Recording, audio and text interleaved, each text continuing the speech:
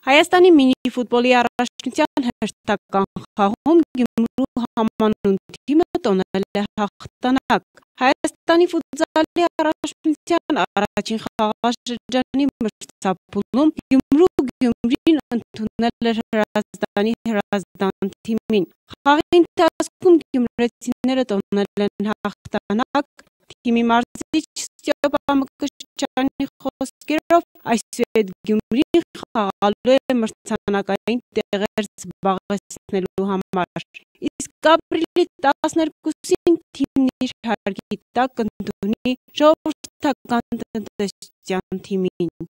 Հրազդանը հետնապաների թևին է պատկանում, բայց միշտ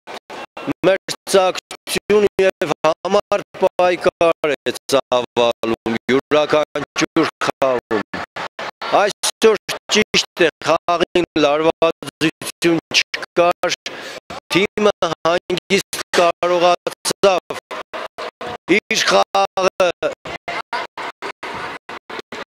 թելադրել, իր կամքը թելադրել և կարողացանք տանել հաղթանակ 15-2։ Այս խաղից հետո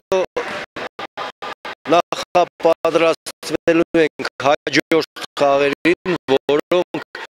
վճռոշ են լինելու արդեն մրցանակային տեղերի համար։